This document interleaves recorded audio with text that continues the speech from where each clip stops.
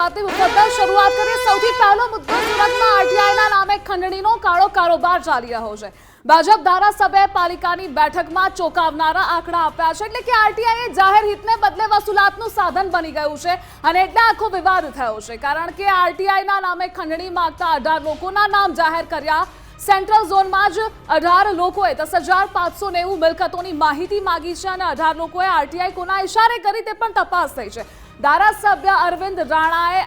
આજ મુદ્દે પહેલા સંકલન સમિતિની બેઠક થઈ હતી, તેમાં અવાજ ઉઠાવ્યો હતો, રજૂઆત કરી હતી, ફરી તેણે અવાજ ઉઠાવ્યો છે, કારણ કે આરટીઆઈ એક પહેલા આપણે જણાવી દઈએ કે આરટીઆઈ એટલે રાઇટ ટુ ઇન્ફોર્મેશન છે। દૂધનું દૂધ, પાણીનું પાણી, તમે કોઈ પણ માહિતી મેળવી શકો છો, પરંતુ હાલ જે બનાવ આવ્યો છે મુફદ્દલ સામે, તેમાં એવું છે કે આરટીઆઈના નામે આ લોકો વસૂલી કરી રહ્યા છે, ખંડણી માંગી રહ્યા છે। આરટીઆઈ એટલે કોઈને ખંડણી માંગવાનો રાઇટ નથી, આરટીઆઈ એટલે કોઈને ધમકાવવાનો રાઇટ નથી અને એના નામે વહીવટ કરવાનો રાઇટ નથી આપવામાં આવ્યો। આરટીઆઈ એક કાયદો છે, એક અધિનિયમ છે કે જેના થ્રુ તમે કોઈ પણ માહિતી મેળવી શકો છો, પરંતુ અહીં આરટીઆઈના નામે જ આખો કાળો કારોબાર થઈ રહ્યો છે।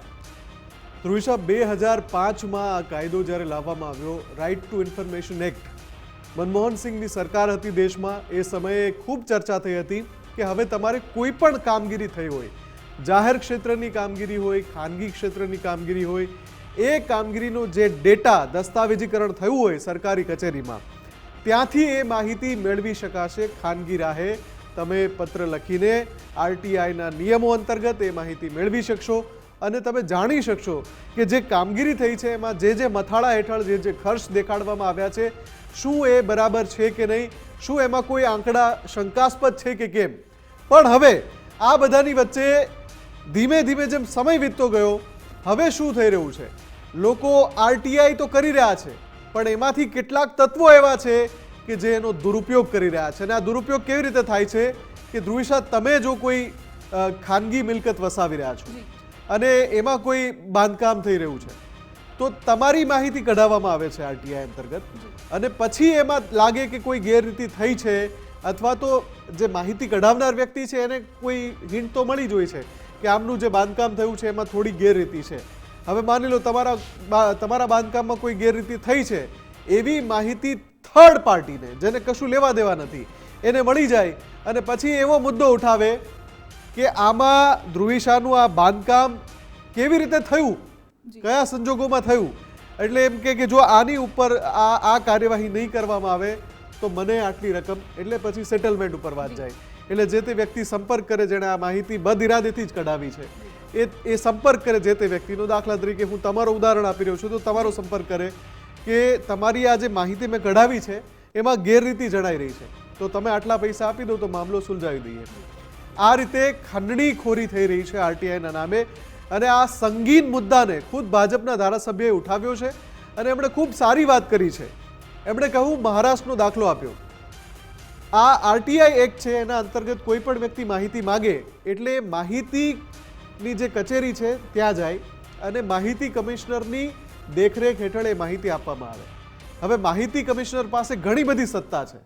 મહારાષ્ટ્રમાં જ્યારે એમને પણ ધ્યાને આવ્યું કે કેટલાક તત્વો આવી રીતે આરટીઆઈ એક્ટ અંતર્ગત કોઈ વ્યક્તિની બાંધકામની કે મિલકતની જાણકારી મેળવે,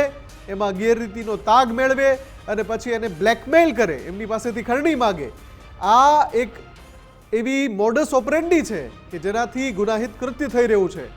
તો મહારાષ્ટ્રના માહિતી કમિશનરે શું કર્યું, એક પરિપત્ર બહાર પાડ્યો। એમણે કહ્યું કે જ્યારે પણ કોઈ માહિતી માંગવામાં આવે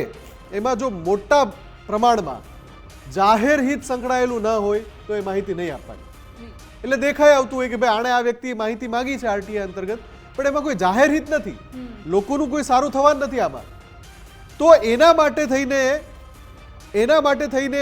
માહિતી રોકી દેવી એમ, જો એવું લાગતું હોય તો। અને એટલા માટે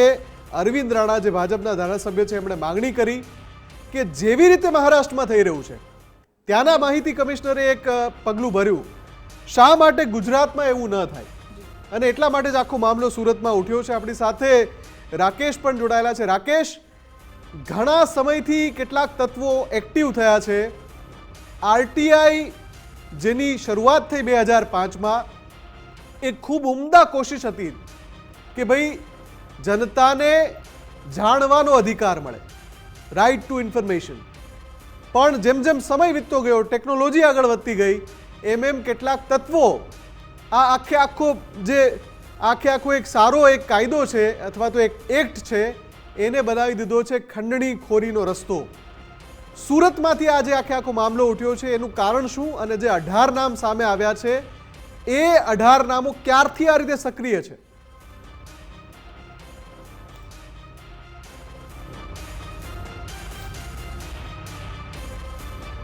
આ પ્રથમ ઘટના નથી, કારણ કે આ જે આરટીઆઈના નામે ચાલી આવેલો ખેલ છેલ્લા ઘણા વર્ષોથી સુરત શહેરની અંદર હાલ ચાલી આવ્યો છે. આપણે પહેલાં કહ્યું તેમ કે ધારાસભ્ય અરવિંદ રાણાના પાસે આ ફરિયાદ આવી અને જે લોકો ત્રાહિમામ પોકારી ઉઠ્યા હતા તેઓની ફરિયાદના પગલે અરવિંદ રાણાએ સીધા રાજ્યના મુખ્યમંત્રીને પત્ર વ્યવહાર કરવાની ફરજ પડી અને ત્યારબાદ તાત્કાલિક ધોરણે ગૃહ વિભાગે સુરત પોલીસ કમિશનરને આ મામલે તપાસ કરી યોગ્ય કાર્યવાહી કરવા માટેના આદેશ આપવામાં આવ્યા અને તપાસના અંતે ચોંકાવનારી બાબત એ જ બનીને સામે આવી કે એક વ્યક્તિ જાહેર હિત નહીં પરંતુ પોતાના રોટલા શેકવા માટે આરટીઆઈ કરી અને લોકો પાસેથી ખંડની વસૂલે છે. આ સમગ્ર ઘટસ્ફોટ પોલીસ તપાસમાં સામે આવતા અંતે પોલીસ દ્વારા કાર્યવાહીનો દોર શરૂ કર્યો અને શરૂઆતમાં કુલ 14 લોકો વિરુદ્ધ 22 જેટલી ફરિયાદ છે તે દાખલ કરવામાં આવી, જેમાં એક મહિલા જે કર્મચારીનો પણ સમાવેશ થાય છે કે સુરત મહાનગરપાલિકાની જે રૂબીના સાકિબ જરીવાલા છે તેમનો સમાવેશ થાય છે કે જે સુરત મહાનગરપાલિકાની મુખ્ય કચેરીની અંદર ફરજ બજાવે છે અને તેમના પત્ની સાકિબ જરીવાલા જે આરટીઆઈના નામે છે તે માહિતી માંગતા હતા અને માહિતી છે તે રૂબીના છે તે નકશા સહિતની વિગતો છે તે સાકિબને અને એના ભાઈને આપતી હતી અને તેના આધારે બિલ્ડર પાસે છે તે રૂપિયાની ઉઘરાણી કરી અને વસૂલાત કરવામાં આવતી હતી. આ તમામ એક બાદ એક બાબતો સામે આવતી ગઈ અને સુરત શહેર એસઓજી દ્વારા છે તે એક બાદ એક લાલગેટ મૈદરપરા પોલીસ સ્ટેશનમાં ગુના નોંધવામાં આવ્યા. 14 લોકો વિરુદ્ધ શરૂઆતના ધોરણે ગુના નોંધાયા હતા, જેમાં હમણાં સુધી કુલ 6 આરોપીઓની ધરપકડ થઈ ચૂકી છે. જાહેર હિત માટે નહીં પરંતુ પોતાના જે હિતાર્થ માટે છે તે આ આરટીઆઈ કરવામાં આવતી હતી. સામાન્ય રીતે કોઈ વ્યક્તિ પોતાના ઘર પરિવાર માટે બાંધકામ કરતો હોય અને થોડી પણ કોઈ બાંધકામમાં શરતી જણાય આવે તો તેની માહિતી આરટીઆઈ દ્વારા માંગવામાં આવે છે અને આરટીઆઈ દ્વારા માહિતી માંગી અને ત્યારબાદ છે તે કોઈ મધ્યસ્થી અથવા તો કોઈ વચેટિયા મારફતે આ વાત છે તે જે તે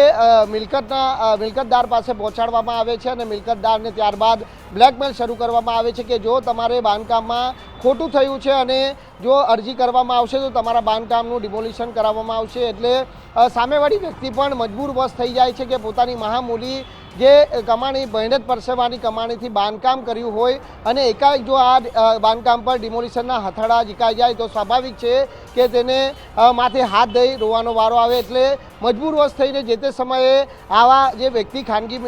મિલકતના માલિકો હોય છે તે રૂપિયા આપવા માટે તૈયાર થઈ જતા હોય છે, પરંતુ ક્યાંક ને ક્યાંક છેલ્લા લાંબા સમયથી આ પ્રકારની ગેરપ્રવૃત્તિ ચાલી આવી હતી અને જે પ્રમાણે અરવિંદ રાણાએ જ્યારે આ વાત ઉચકી અને ત્યારબાદ છે તે તપાસનો દોર શરૂ થયો એટલે અન્ય લોકોમાં પણ હિંમત આવી કે જે લોકો પાસેથી રૂપિયા વસૂલવામાં આવતા હતા તે લોકો આગળ આવ્યા અને જાતે પોલીસ મથકે જઈ અને ફરિયાદ નોંધાવી અને હાલ આપની સામે વાત છે કે હમણાં સુધી 25 જેટલા ગુના નોંધાઈ ચૂક્યા છે અને હજી પણ આ મામલે તપાસ છે તે યથાવત છે. એટલે લોકહિતની વાત નેવે મૂકી અને પોતાને જે પોતાનો પર્સનલી હેતુ પાર પાડવા માટે આ પ્રમાણે આરટીઆઈને પોતાનો ધંધો બનાવી દીધો હતો તે વાત પોલીસ તપાસમાં હાલ આખો જે ઘટનાક્રમ છે અગત્યનો છે, એના ઉપર તમે પણ નજર રાખજો. આભાર અત્યારે અમારી સાથે જોડાવા બદલ. તો આમાં જે મહારાષ્ટ્રમાં થયું છે એમ જો માહિતી કમિશનર ગુજરાતમાં પણ કરી દે. અરવિંદ રાણા અગાઉ મુખ્યમંત્રીને પત્ર પણ લખી ચૂક્યા છે આ મામલે કે આ ગેરરીતિ અટકાવવા માટે હવે આવો કોઈ આદેશ કરવો જરૂરી છે.